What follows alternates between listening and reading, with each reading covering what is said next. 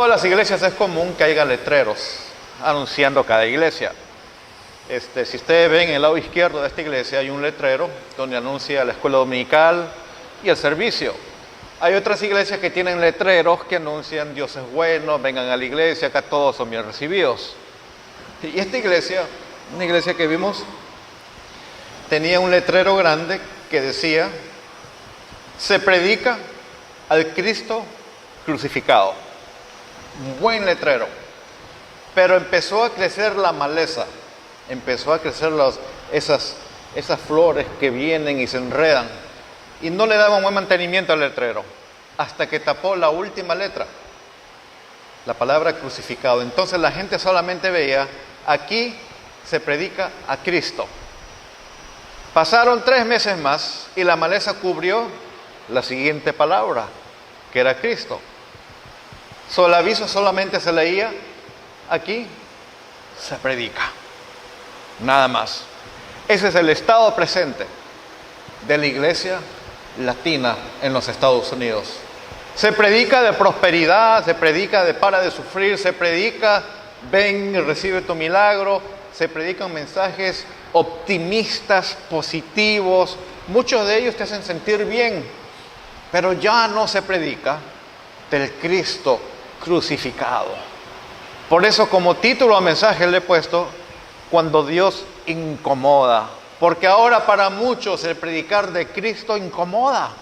No está de acuerdo con la visión de la iglesia, no va de acuerdo con la percepción de la gente, ni mucho menos predicar un Cristo crucificado en una historia, en una época en la historia donde la mayoría son pudientes y la tecnología ha avanzado y la medicina ha avanzado. ¿De qué estás hablando?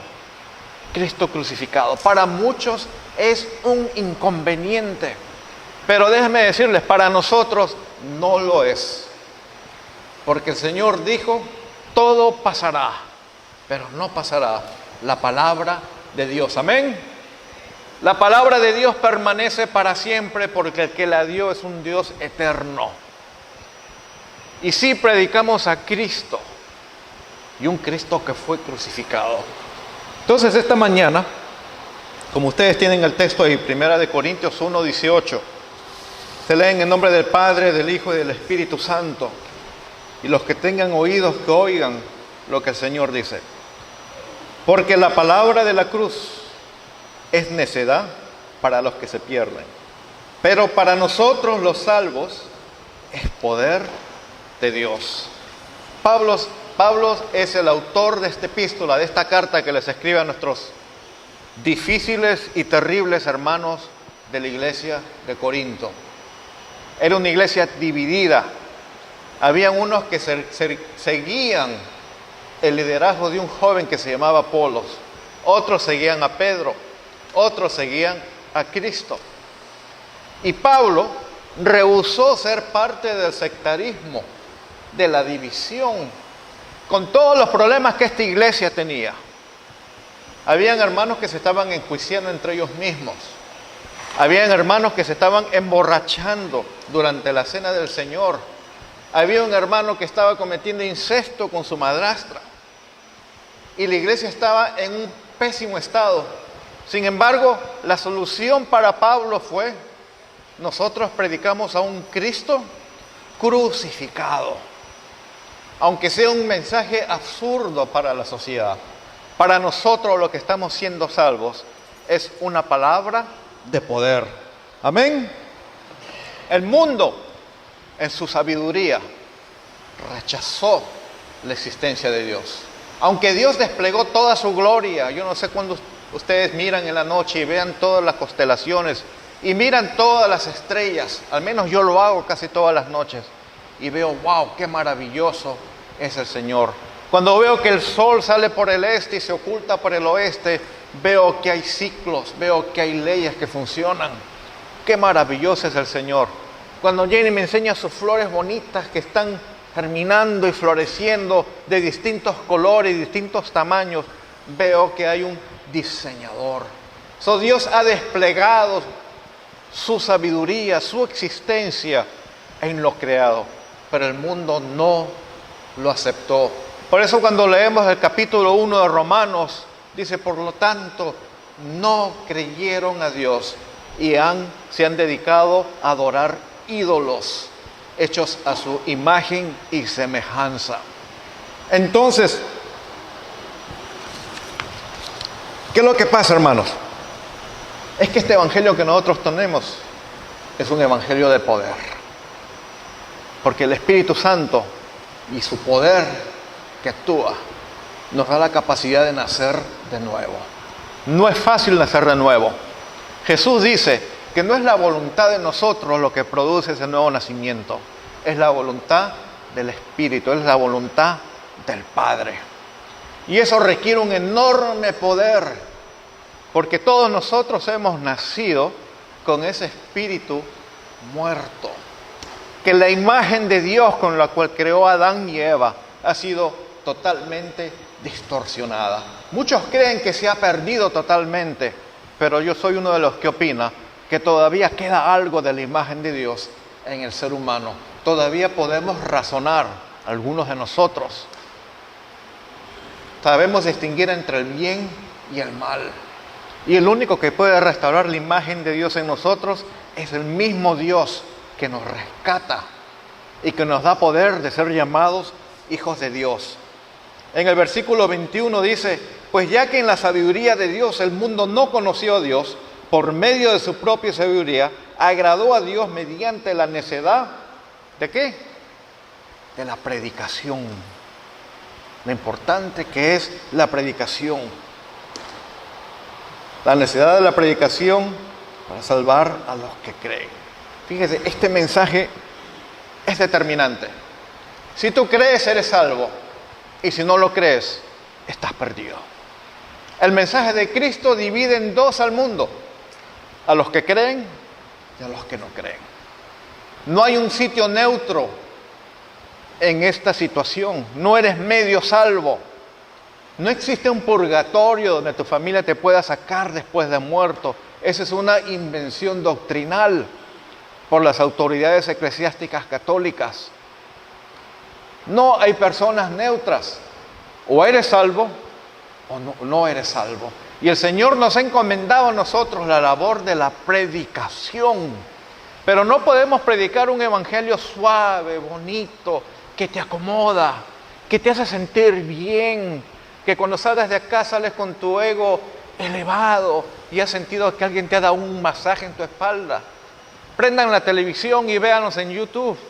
Predican esos mensajes que te hacen sentir bien, pero ya no predican ni de Cristo, ni mucho menos del Cristo crucificado, porque para ellos es incómodo. Y Dios incomoda la existencia del ser humano. Nos incomoda porque nos hace decidir, o crees o no crees. Y si has creído, tienes que meterte en esto 100%, no a medias, no cuando te sientas bien, no cuando quieras venir. A esto hay que dar el 100%, hermanos. Amén. Porque si no le damos el 100%, algún día el Señor nos pedirá cuentas de lo que hicimos aquí en la tierra con los dones que Él nos impartió en el momento que creímos en Él. Yo personalmente, yo quiero decir, bueno, Señor, yo te serví con todo lo que pude y le tiré con todo. El resto está en tus manos. Estaba leyendo unos artículos esta semana. Ustedes saben que a mí me gusta leer bastante, me gusta investigar bastante. Y alguien me mandó un enlace, un link del presidente de Bolivia, Evo Morales. De Evo Morales se pueden decir muchas cosas y se pueden decir muchos piropos. Y no lo voy a hacer esta mañana. Lo invitaron a la dedicación de una escuela que se llamaba Cristo el Salvador. Y él, en tono presidencial, comienza a hablar de Cristo, Cristo, Cristo. Mejor llamamos a esta escuela Tupac Amaru, el Salvador de la humanidad, con su sonrisa. Porque para él, Cristo en realidad no nos ha salvado de nada. Lo que ha salvado a los bolivianos, según su opinión, ha sido las grandes cosas que el Estado boliviano ha hecho por ellos. El Salmo 14:1 dice, el necio ha dicho en su corazón, no hay Dios. Evo Morales, ojalá me escuches. y te arrepientas. Porque en esta vida hay que ser agradecido. ¿Quién es el que da la vida, hermanos? Dios. Y si por casualidad me escucha madurito por ahí, tiene que saber que el que reina verdaderamente sobre los gobiernos humanos es Dios. Y todos les van a dar cuenta. Y el primero que le dio cuenta fue Hugo Chávez, en su camino cuando tomó el ascensor allá abajo, junto con todos los socialistas que han maltratado y han traído hambruna y han traído desastre a un pueblo latinoamericano. Y me refiero a Fidel Castro y todo el cáncer que ha derramado. Fíjense,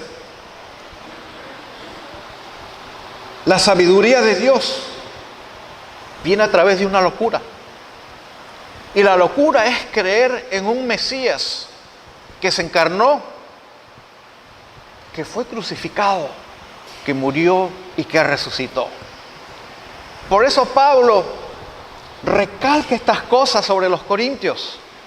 Muchos de ellos de la influencia greco-romana, acostumbrados a sus dioses que ellos le prendían velas y les dedicaban alimentos. Habían dioses que eran potentes. Y escuchan un mensaje del Cristo crucificado. Para ellos era un mensaje de derrota, de muerte. Pero por eso el Señor dice, porque para la necedad de Dios es más sabio que la inteligencia de los hombres. Dios ha revelado su poder a través del Evangelio. Juan 3:18 dice, el que cree en Él no es condenado. Ninguno que está acá que ha creído en Dios está bajo condena. Es más, si ustedes leen Romanos 5:1, dice, porque hemos sido justificados con el Padre, ahora tenemos paz con Dios. No hay condena, pero el que no cree ya ha sido condenado, ya está siendo condenado. Y esa es la importancia de la predicación del Cristo crucificado. Determina su destino final. Si va a pasar una eternidad a lo de Dios o una eternidad apartada de Dios en el infierno ardiente.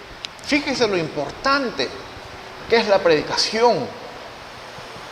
Por eso ayer nosotros nos aprovechamos que la gente ya viene a pedir comida. Y se le tiró un mensaje de 7 minutos. Cristo sana, Cristo salva. Cristo te ama, Cristo va a sufrir contigo, Cristo te va a levantar y necesitas aceptarlo.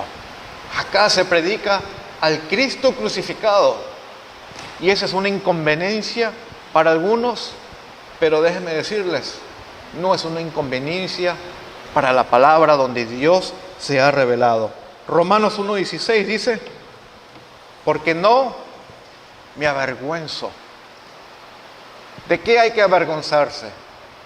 De que, como dice como leyó Manuel, ¿verdad? El credo apostólico, creo en Jesucristo, su unigénito Hijo, nuestro Señor, quien fue concebido por el Espíritu Santo, nacido de la Virgen María, sufrió. Nuestro Cristo sufrió bajo Poncio Pilato, crucificado, muerto y sepultado. No nos avergonzamos de eso. No nos avergonzamos porque Romanos dice, no me avergüenzo del Evangelio, pues es poder de Dios para salvación de todo aquel que cree, del judío primeramente y también del griego. El amor de Dios, la misericordia de Dios, la justicia de Dios son expresiones del poder de Dios. Nuestro Dios es un Dios de poder. Amén. No servimos a un diosito.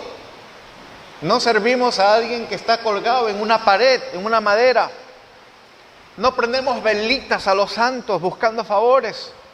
Nosotros adoramos directamente al Creador del universo, el que hizo los cielos y la tierra. ¿Tendrá poder Él para contestar nuestras peticiones? ¿Podrá ver Él nuestro sufrimiento? ¿Podrá el Señor ver nuestra angustia? Claro que lo ve. ¿Podrá el Señor contestar y darnos lo que nosotros necesitamos? Claro. Perdón. Y perdonen si me emociono. De vez en cuando me emociono, hermanos. No solamente viendo fútbol me emociono. La palabra del Señor a mí muchas veces me emociona, pero muchas veces me aguanto. Y no estoy predicando con el hígado, aunque lo podría hacer. El mensaje del Cristo crucificado nunca lo vamos a dejar de predicar, ni ahora, ni mañana, ni pasado mañana. Aunque sea una inconveniencia para el que venga a escuchar, si se ofende, le pedimos disculpas, pero creemos en un Cristo que ha sido crucificado y que resucitó de entre los muertos. Vamos a hablar un poquito de sabiduría. Todos ustedes saben que yo fui a la universidad y he leído y he estudiado. Algunos de ustedes han pasado por la universidad, institutos y han leído. La universidad está lleno de libros y de profesores donde se fomenta el conocimiento y la sabiduría. Y son cosas buenas. Pero hay una sabiduría que dice que Dios no existe. Y hay toda una filosofía dedicada a promover no solamente que Dios no existe, ahora dicen Dios se murió. Y si Dios no se murió, pues Dios creó el cielo y se fue por ahí. Y nos ha dejado a nosotros a la merced de la vida. Pero déjenme decirles, Dios no está muerto. Él ha revelado su sabiduría en este libro que ustedes ven. Dios ha revelado su sabiduría en su palabra. Usted quiere ser sabio, lea la palabra. Es bueno leer periódico, informarse en Facebook. Es bueno leer las cosas que ustedes leen. Aprender un poquito de filosofía no le va a hacer daño. Pero si usted quiere saber de dónde viene, sus orígenes, el propósito de su vida y sobre todo cuál es su destino final, lea la palabra. ¿Cómo empieza el libro de Génesis? Capítulo 1, versículo 1. En el principio Dios creó los cielos y la tierra. Esos son nuestros orígenes. La creación de Adán, la creación de Eva, la restauración del ser humano a través del sacrificio de Cristo, que nos da propósito. ¿Y cuál es nuestro destino eterno? Nuestro destino eterno va a estar al lado de la presencia de Dios. No es para vagar ahora, no es para jugar el evangelio, que si voy, que si no voy, que si creo, que no creo. No, si usted ha creído, usted es un soldado de Cristo. Y un soldado de Cristo no se envuelve en los asuntos del mundo. Uno cuando está en el ejército, hermanos, bajo órdenes de un superior, usted no puede salir así por así, a menos que usted no tenga licencia. Y hay para que le den la licencia. Lo difícil que es.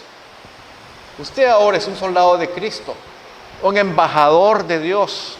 Me dio gusto que ayer algunos de ustedes invitaron vecinos y vinieron, escucharon la palabra y recibieron alimentos.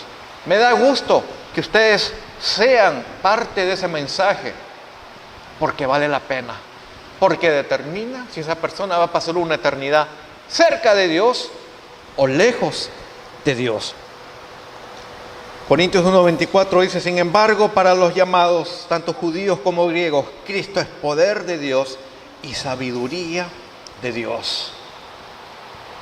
Segunda de Timoteo 3:16 nos dice bien claro: toda escritura es inspirada por Dios.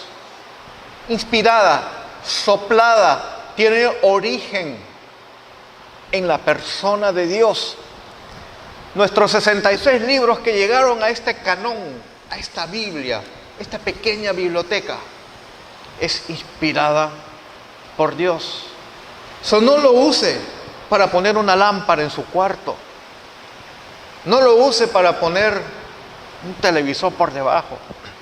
No lo ponga en su mesero de noche para leerlo y después al día siguiente, mañana te leo.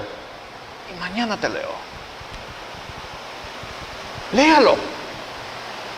Porque es inspirado por Dios. Nos va a decir cuán pecaminosos somos nosotros. Romanos 3:23 dice, porque estamos destituidos de la gloria de Dios. Dice, no hay uno que sea justo. Todos hemos nacido con esa propensidad a hacer el mal. Y solamente Cristo Jesús puede romper ese maleficio que nos dejó Adán sobre nosotros. Y ahora usted tiene el poder de decir sí o no. Pero si usted va a decir que sí, sirva con todo. Sirva en tiempo y fuera de tiempo. Sirva sano y sirva enfermo. Sirva cuando esté contento y cuando no esté contento. Sirva cuando usted esté cansado y cuando no esté cansado. Este evangelio no es opcional. Hay muchas cosas en la vida que son opcionales. La mayoría de ustedes tienen Netflix en su casa, o Amazon Prime, o Sling TV para ver los partidos del Barcelona, la Liga Española. Son cosas opcionales. Si usted quiere las ve, si usted no lo quiere, no lo ve. Pero vivir este evangelio no es opcional. Venir a escuchar la palabra no es opcional. Está bien que usted tenga cosas que hacer unos domingos, de los 52 domingos que nos reunimos al año. Está bien que usted tenga que hacer algunas cosas que se le presentan. Pero si de los 52 domingos usted falta 20, déjenme decirles cuáles son sus prioridades. Uno entiende las celebraciones y la familia y las cosas que uno tiene que hacer. Pero yo en mi cabeza de matemático, yo calculo, eso debe ser el 5%. Sacan el 5% de 52, son aproximadamente menos de 10 domingos al año. Su prioridad de ustedes es afirmar su salvación. Si yo no se los digo, ¿quién se lo va a decir? ¿Cuántos de ustedes trabajan más de 40 horas a la semana? Levanten la mano. Acá se trabaja, ¿verdad? ¿Cuántos de ustedes también tienen part-time y hacen overtime? ¿Cuántos de ustedes manejan para trabajar? Y a veces, por la voluntad de Dios, agarramos hora y media de tráfico en la ida y en la vuelta. Y encima hay que venir los miércoles acá. Muchas veces llego con la lengua afuera, cansado. Pero yo sé que la palabra de Dios y la coinonía de nosotros los hermanos me va a ayudar y me va a reforzar. Porque no hay sustituto para la palabra de Dios.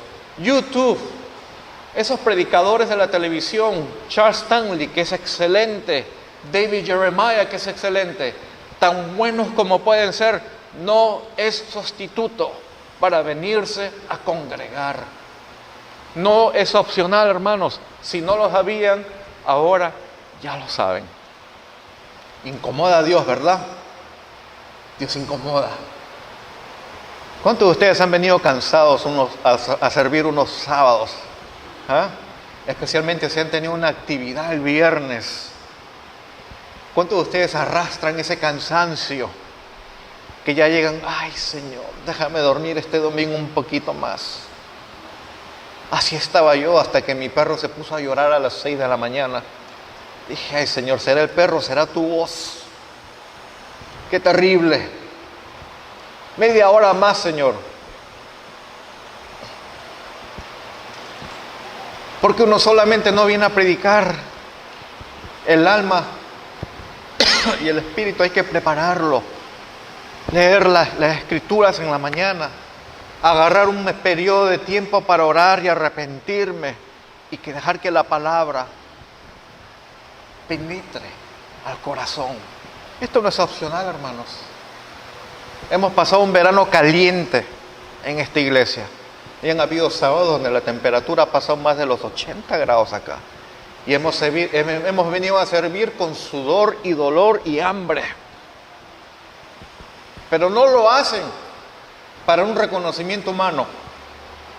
Ese Dios que es omnipotente y omnisciente, que ve todas las cosas, un día les va a decir, siervo fiel, en lo poco fuiste fiel, en lo mucho te pondré. Aquel día no van a haber excusas, que estaba cansado, que mi trabajo, que esto, que el chino, que la china o el hindú no me dejó salir. Nada. Nada de eso va a contar. Que mi marido, que mi hija. No, no, no. De excusas, hermanos, todos tenemos. Lo único que va a valer es si lo hiciste o no lo hiciste. Y si lo hiciste, con qué actitud lo hiciste. Si estás cansado, acá te damos café. Y te damos bastante café. Y del bueno, compramos de Starbucks.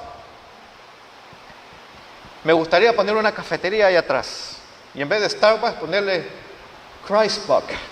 Starbucks Christbuck. No sé si hace rima. No hace rima en inglés. En español sí rima. Si estás cansado, vengan. Porque la palabra es la que te alimenta. El Salmo 33:10 dice: el Señor hace nulo el consejo de las naciones, frustra los designios de los pueblos. Israel hizo alianzas políticas en su época para sobrevivir ante los enemigos que lo rodeaban. Y lo hizo utilizando su propia sabiduría.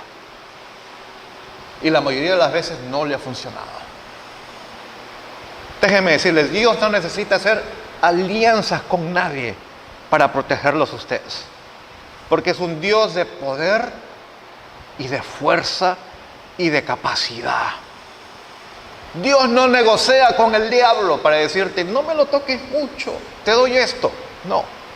Dios es lo suficientemente poderoso para preservar a su pueblo. Servimos a un Dios de poder que nos ha dado un evangelio de poder, a un Cristo crucificado. Vivan como que ustedes tienen un Dios grande y poderoso. No vivan como que tienen un diosito hechos a su imagen y semejanza, con sus dudas. Vivan creyendo de que Dios puede, que Dios quiere, hay que alinearse a su voluntad. Dios da las fuerzas. Y acá acabo. Pónganse de pie, por favor. Vamos a orar. Señor, te damos las gracias por tu palabra. Gracias, Señor, porque en tu palabra está expresada tu voluntad, tus designios, tus decretos, tu sabiduría, Señor, que representa vida y poder para nosotros. Señor, oramos por los que no han podido venir por una u otra razón. Y oramos para que tu presencia los acompañe. Oramos para los que están acá, Señor, para que tu palabra el enemigo no se la lleve. Oro, Señor, que si a algunos le cayó el guante, que se lo pongan. Y que vivan para ti, Señor, en el nombre de Jesús. Amén.